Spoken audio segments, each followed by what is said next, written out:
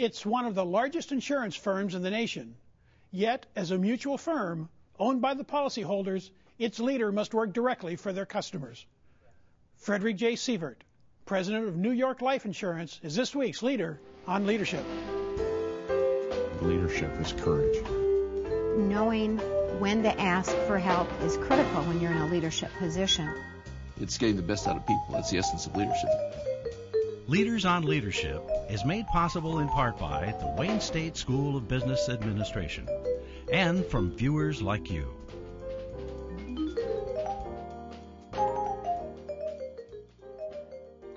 Welcome to Leaders on Leadership. I'm Larry Phobes. When the chairman of New York Life Insurance announced Fred Sievert's selection as president, he said Fred was selected because of his extraordinary track record and his superb leadership skills. Thanks for being here, Fred.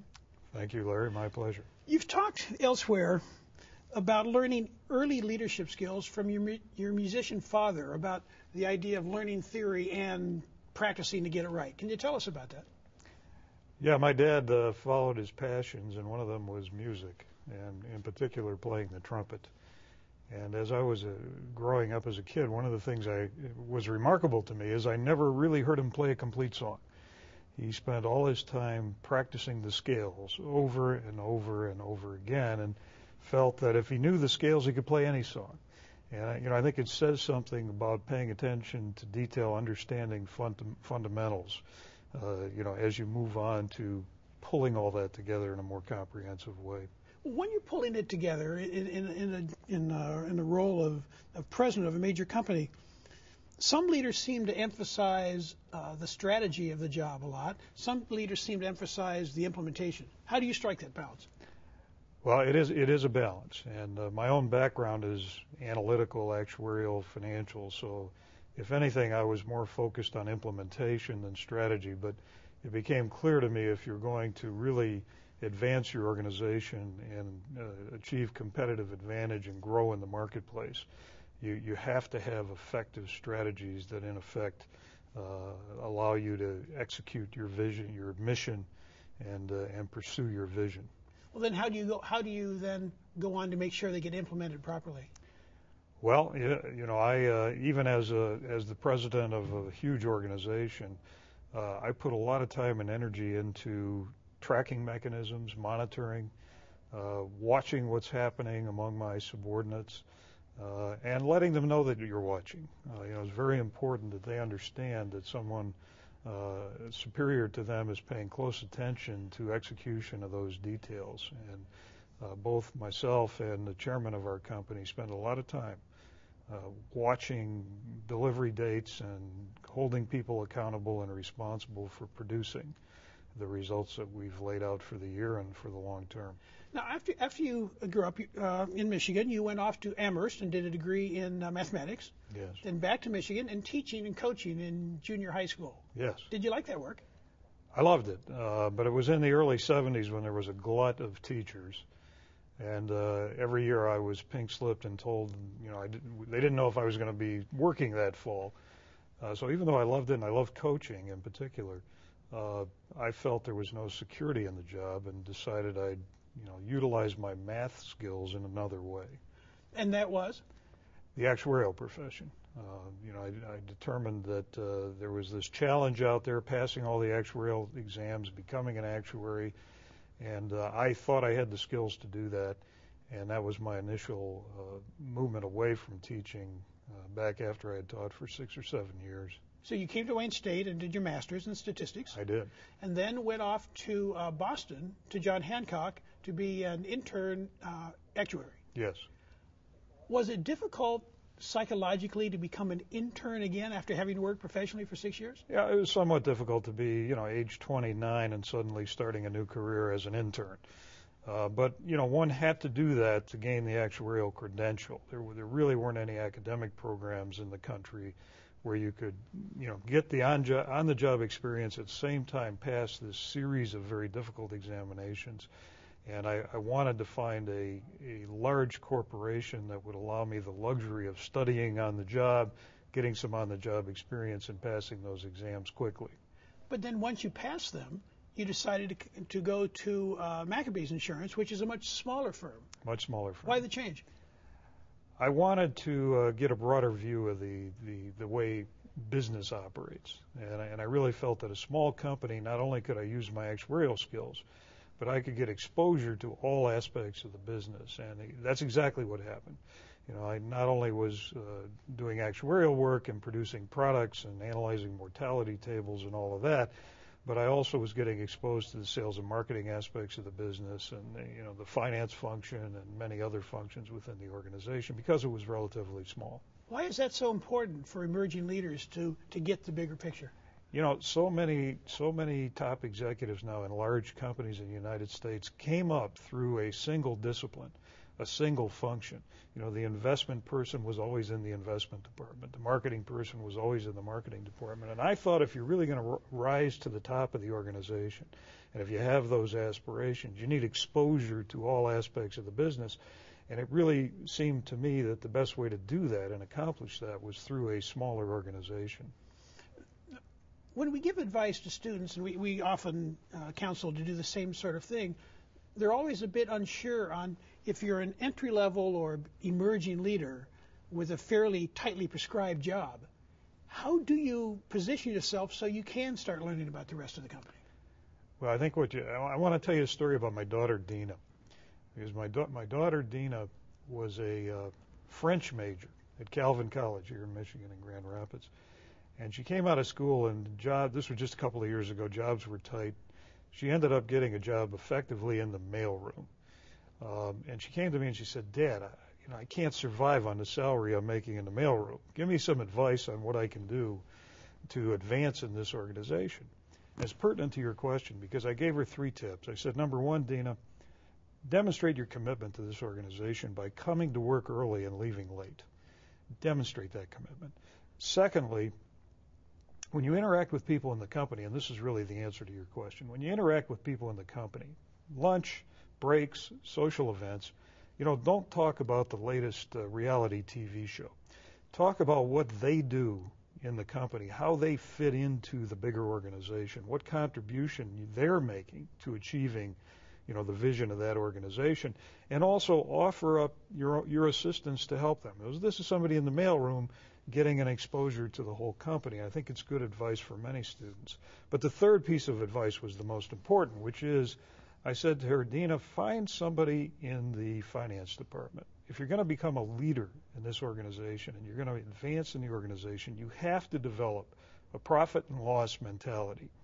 Find somebody in the finance department and ask them to give you a fundamental understanding of the financial statements of this organization at a high level. And here's the key phrase I want you to ask them.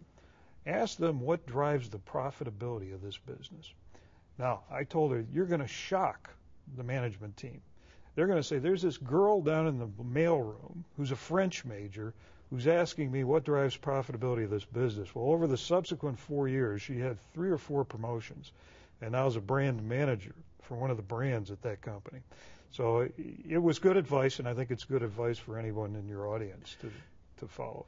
Then, yet again, you took a job that maybe wouldn't have made sense to people. You left Maccabees and you went to New York Life, yes, a much bigger company, but you took a job that was much lower on the totem pole. Yeah. When leaders are looking at a new job, how do they assess whether that job is the next job is the one they want, even if it's lower? Well, I took, when I left Maccabees, I was running really the whole U.S. operation in terms of life insurance, sales, marketing, service, all aspects of the business, life insurance, annuities, and disability income. So I was the number 2 guy in the company. When I went to New York Life, I realized this is a much larger organization. It was 25 times as big on almost any measure. So they're not going to hire me at the top of the organization, especially not an outsider. So one of my most successful experiences at Maccabees was being the CFO. And I felt I could come in and position myself there by being the CFO of the largest business unit, at the same time utilizing my broad-based knowledge of all functions within the organization to extend my influence, not only in that finance role, but across the entire organization. And that's exactly what happened. And my career path at New York Life was very much in parallel with my career path at Maccabees. Took on more and more functions year after year until ultimately became the president. let's think about as people. You're now a senior leader. When senior leaders look out across the organization at the emerging leaders, what do they see that makes them say that person's going to have a great career or that one's going to be a little bit slower? What do you see? Is it something you can define, or is it just some mystery? Well, it's hard to define. All people are different.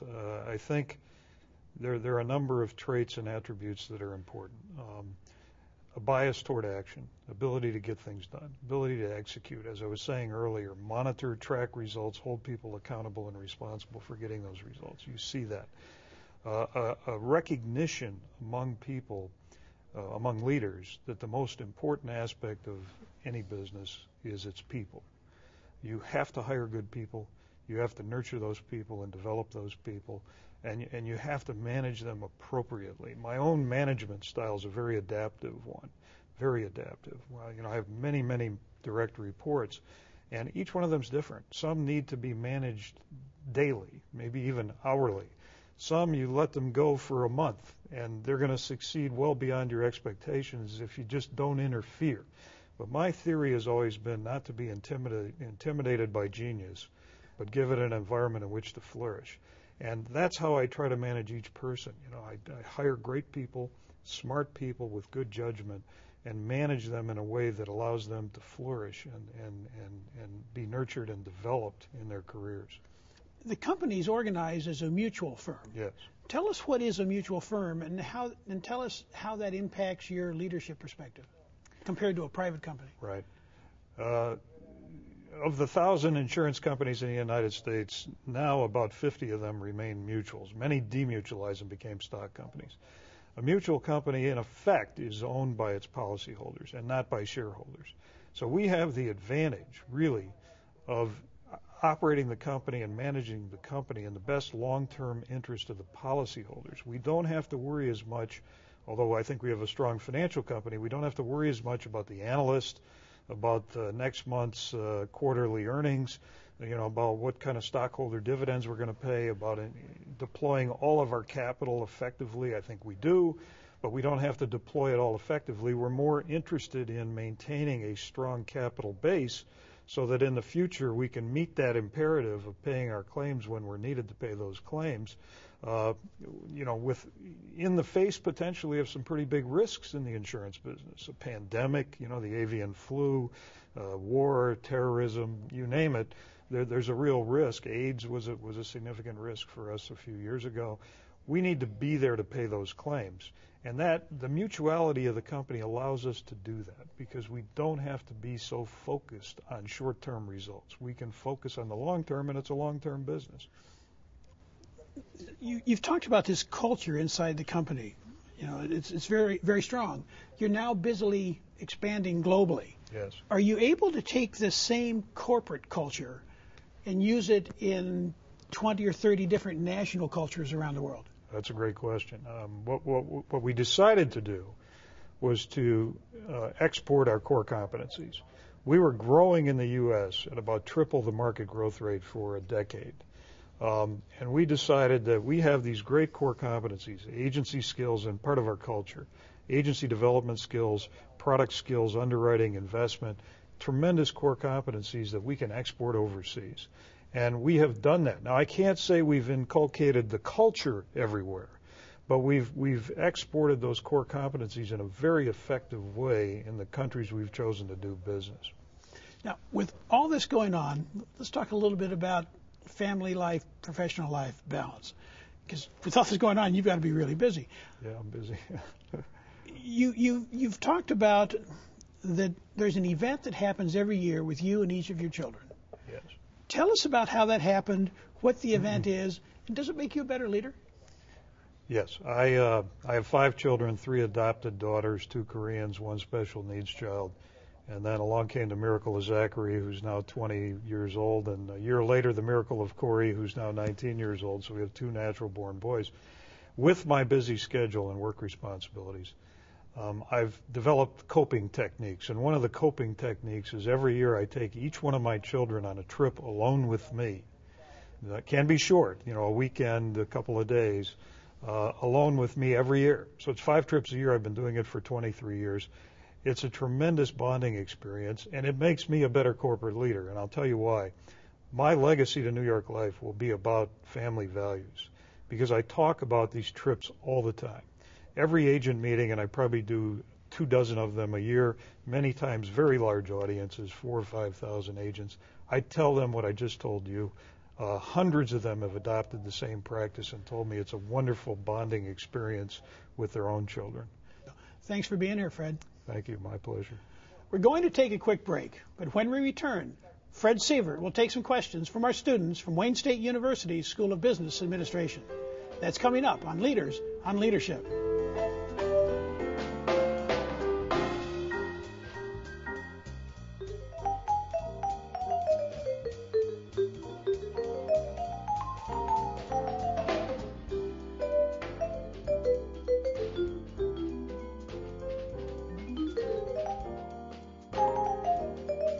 Welcome back to Leaders on Leadership.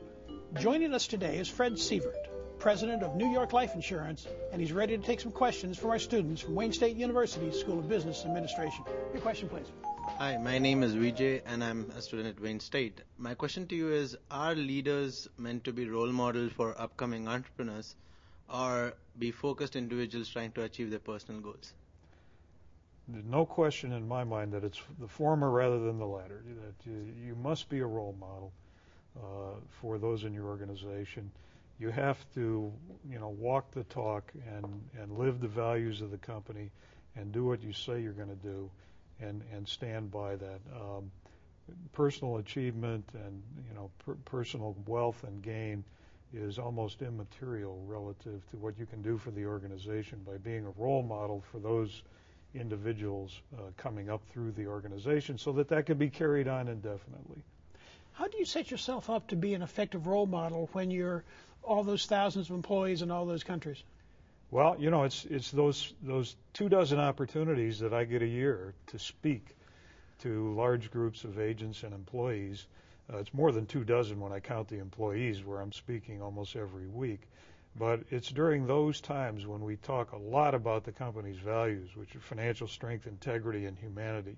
Integrity being extremely important. Do the right thing for your constituents, and not in personal interest or pursuing personal gain. Those things have to be communicated repeatedly. Hi, my name's Kendra Dickens.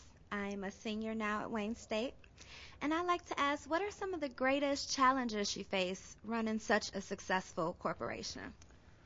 Well, I think one of the biggest challenges is balancing the your work-life situation. And I talked about the trips with my kids.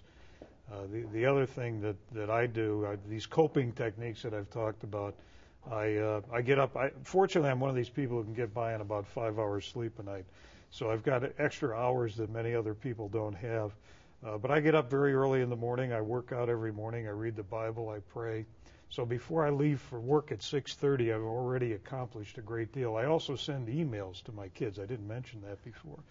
Almost every day, I send emails to my 5 kids and my wife because I want to keep that channel of communication open. It's much better to do face-to-face communications, but almost every day I send them a brief email and say, I love you. I end it by saying, I love you, I'm proud of you. And I almost never get a response.